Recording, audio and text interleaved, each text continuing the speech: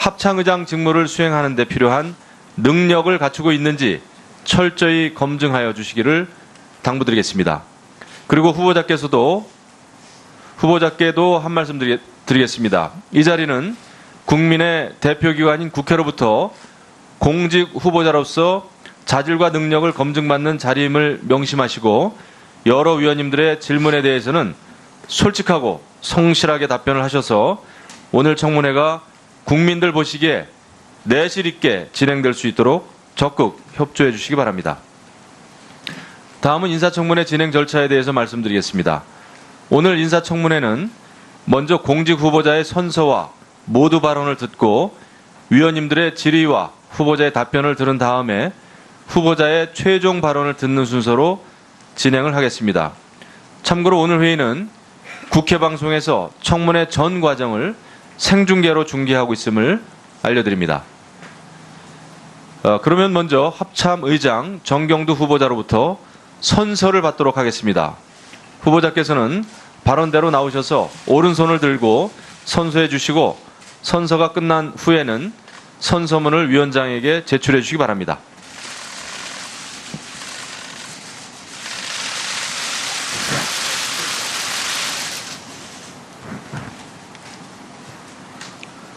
선서, 공직 후보자인 본인은 양심에 따라 숨김과 보탬이 없이 사실 그대로 말할 것을 맹서합니다.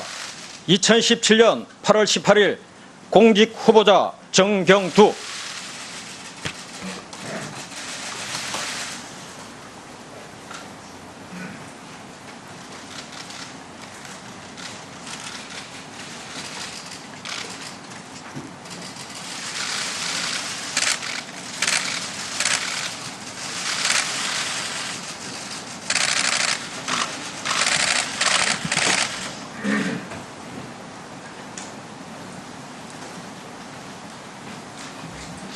다음은 정경두 후보자의 모두 발언을 듣도록 하겠습니다.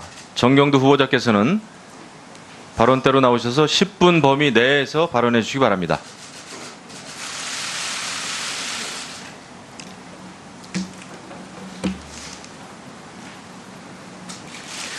존경하는 김영우 국방위원장님, 그리고 국방위원님 여러분, 우리 군에 대한 사랑과 성원에 깊이 감사드립니다.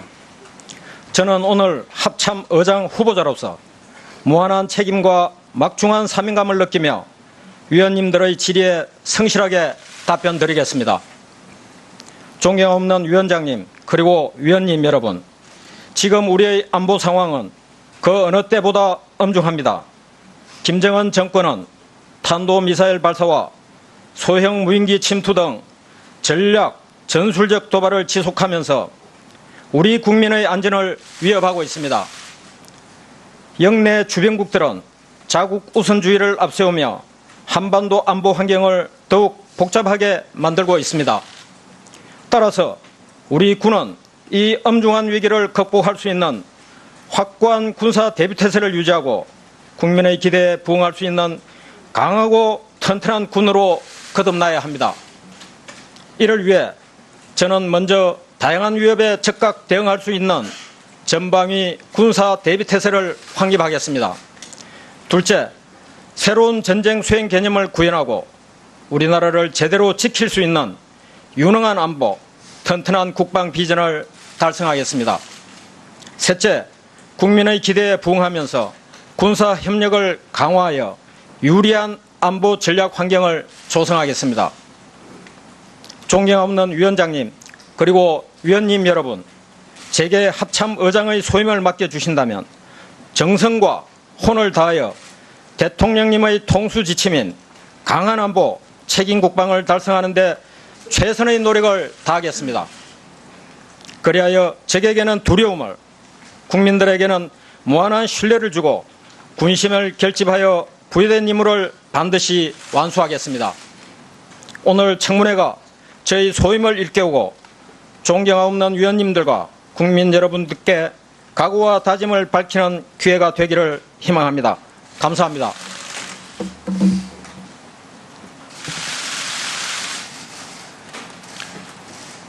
네, 다음은 후보자에 대한 질의 순서입니다. 질의는 1문 1답식으로 진행하고 주질의는 답변을 포함해서 7분으로 하고 추가 질의는 5분으로 하겠습니다.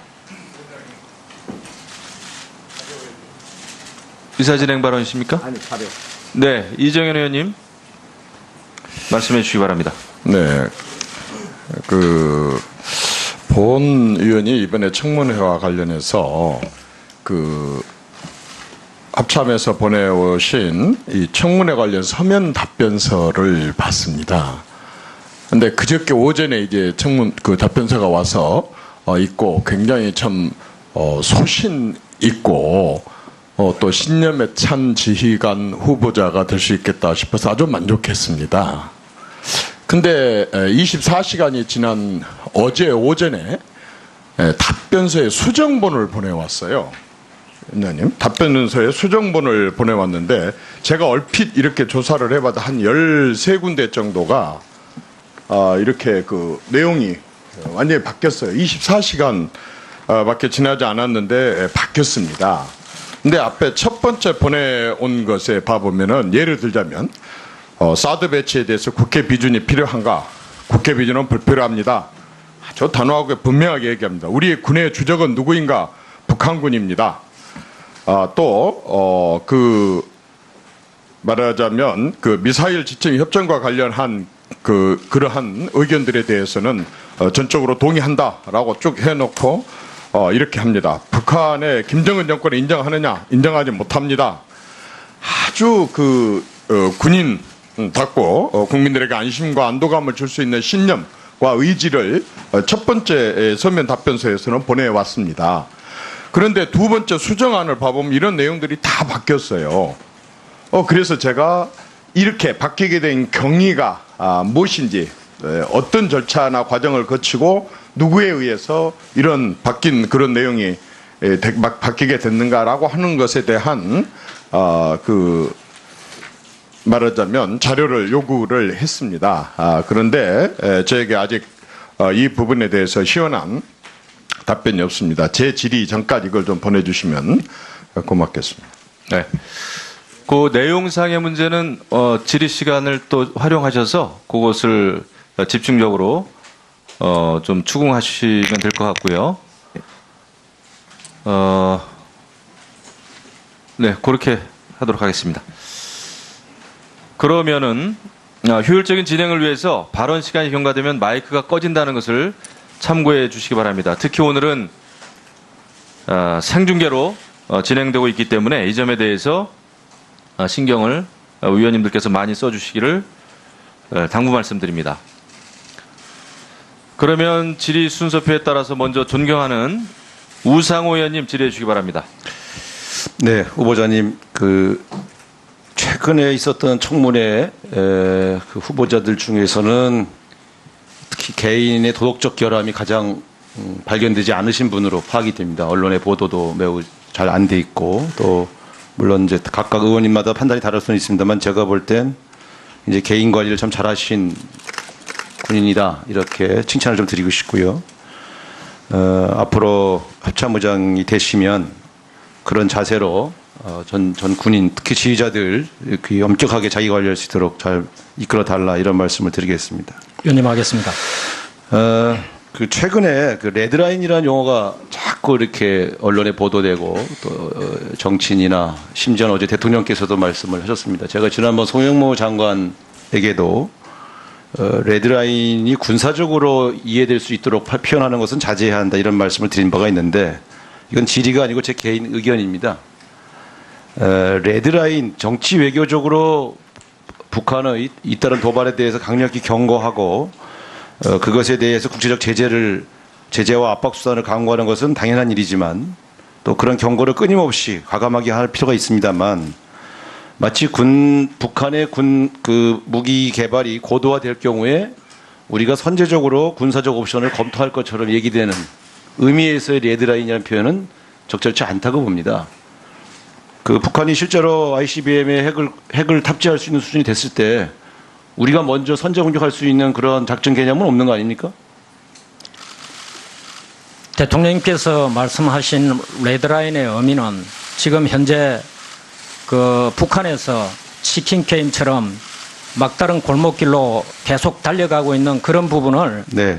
예, 전체적으로 경고하는 억제하기 것이죠. 위해서 예. 그런 제 말씀은 말씀하신 거죠. 예. 경고하는 건 좋은데 레드라인이라는 용어가 마치 이 선을 넘으면 전쟁도 불사하겠다는 용어로 오해돼서는 안 된다 하는 말씀을 제가 한번 예, 드린 잘 것이고요. 알겠습니다. 이런 경우에 실제로 북은 그 라인을 넘고 싶을 욕망이 생기는 것이고 설사 그런 라인을 넘었을 때 그 큰 피해는 대한민국이 더 큽니다. 우리나라의 대외 의존도를 생각할 때 우리나라에 투자된 외자들이 다 빠져나가고 경제 혼란이 오게 될 경우에 그 피해는 고스란히 남쪽 경제가 지기 때문에 저는 경고하고 또 이런 것에 대해서 끊임없이 대책을 세우는 것은 의미가 있지만 레드라인, 군사적인 옵션을 구사할 것처럼 판단할 수 있는 레드라인이라는 용어는 써서는 안 된다 하는 말씀을 다시 한번 드렸습니다.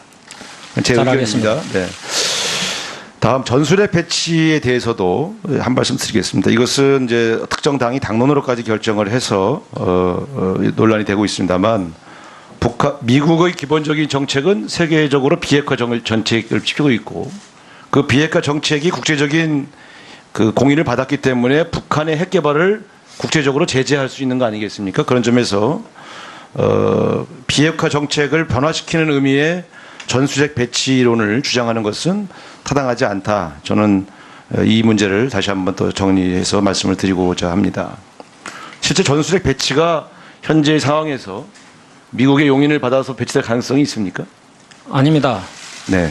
우리는 정책적으로 비핵화 원칙을 그대로 준수해야 된다고 생각하고 있습니다. 그렇습니다. 우리나라 비핵화 전략 국제적인 표준 기준을 정해 나가면서 북한을 비핵화시키는 쪽으로 국제가 사회가 협력을 해야 되는 것이기 때문에 만약 우리에게 전술핵 배치가 되면 국제사회가 북한을 제재할 명분이 급격히 사라지게 되는 것입니다. 그런 점에서 핵 대 핵으로 대치 전선을 만들자고 하는 주장은 국제적 기준에도 맞지 않고 옳지 않다 이렇게 생각을 합니다.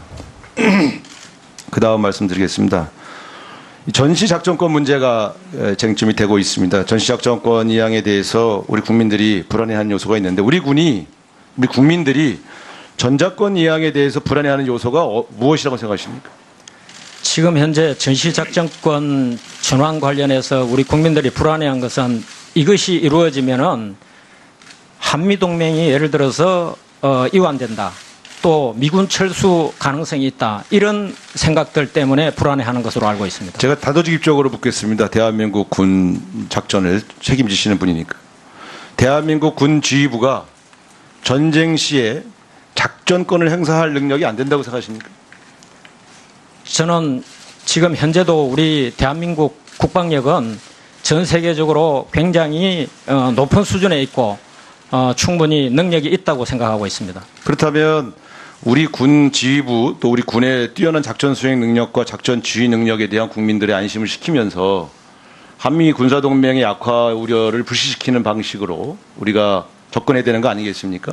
예, 지금 현재 전시작전권 전환 관련된 업무들도 그런 방향으로 진행하고 있습니다. 네, 저는 이 문제를 제가 항상 이런 말씀을 드립니다만 군사 안보 문제를 정치화해서 그 당시에 정권이 그 안보 의식이 약하다든가 이런 식으로 공격하기 위한 수단으로 군사 문제를 자꾸 정치화하는 것은 옳지 않다고 생각합니다. 그런 측면에서 저는 우리 이 신임 합참의장께서 우리 군이 갖고 있는 작전 수행 능력과 작전 지휘 능력에 대해서 국민들을 안심시키고 자신 있게 이것들을 좀 보여주시고 안심시키는 노력을 하셨으면 좋겠다 이런 말씀을 좀 드리겠습니다. 예, 유념하겠습니다. 네. 대통령께서 공군 출신을 합참의장에 임명한 취지는 무엇이라고 판단하십니까?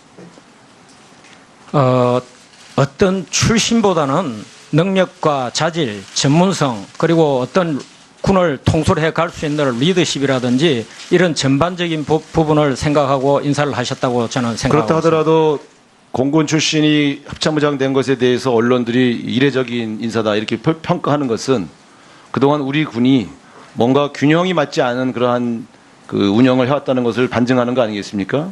네. 어떤 측면들이 개혁 과제라고 보십니까?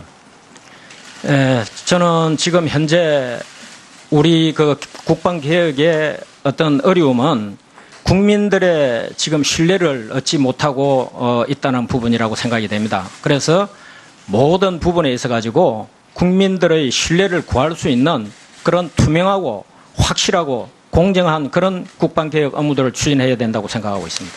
이 특정 군에 치우친 그러한 군의 균형을 바로 잡음과 동시에 또 혹시 공군 중증에 대해서 육군이 불이익을 받는다 이런 느낌이 안 가도록 예, 새겨서 유념하겠습니다. 네, 우상호 의원님 수고하셨습니다. 다음은 존경하는 이종명 의원님 질의해 주시기 바랍니다. 확립하겠습니다.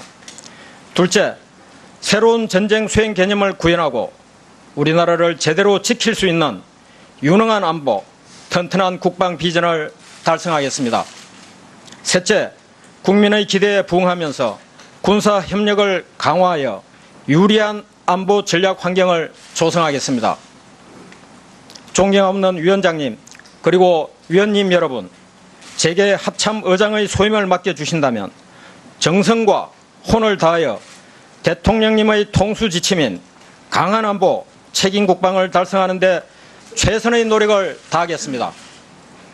그리하여 적에게는 두려움을, 국민들에게는 무한한 신뢰를 주고 군심을 결집하여 부여된 임무를 반드시 완수하겠습니다.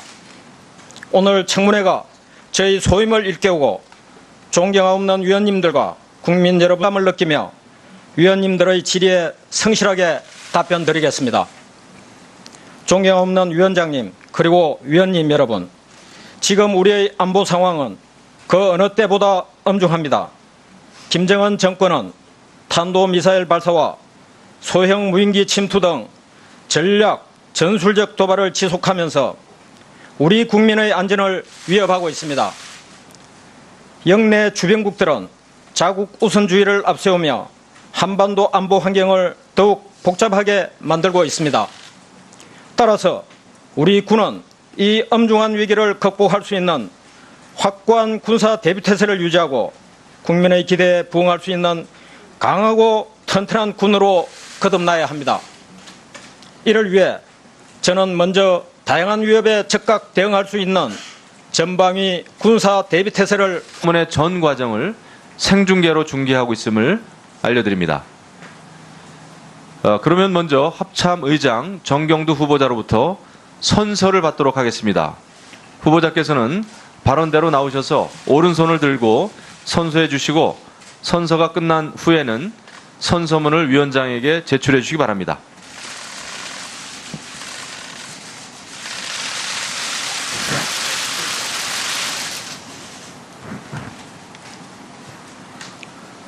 선서, 공직 후보자인 본인은 양심에 따라 숨김과 보탬이 없이 사실 그대로 말할 것을 맹서합니다. 2017년 8월 18일 공직 후보자 정경두.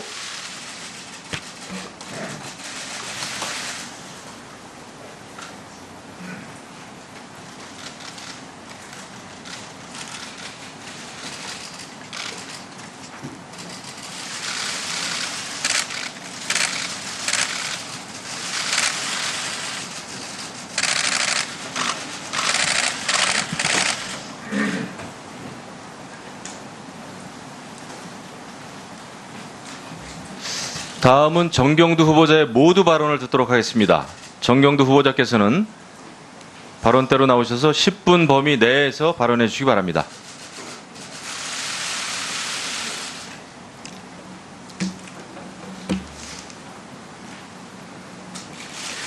존경하옵는 김영우 국방위원장님, 그리고 국방위원님 여러분, 우리 군에 대한 사랑과 성원에 깊이 감사드립니다. 저는 오늘 합참의장 후보자로서 무한한 책임과 막중한 사명감, 합참의장 직무를 수행하는 데 필요한 능력을 갖추고 있는지 철저히 검증하여 주시기를 당부드리겠습니다. 그리고 후보자께도 한 말씀 드리겠습니다. 이 자리는 국민의 대표기관인 국회로부터 공직 후보자로서 자질과 능력을 검증받는 자리임을 명심하시고 여러 위원님들의 질문에 대해서는 솔직하고 성실하게 답변을 하셔서 오늘 청문회가 국민들 보시기에 내실 있게 진행될 수 있도록 적극 협조해 주시기 바랍니다. 다음은 인사청문회 진행 절차에 대해서 말씀드리겠습니다.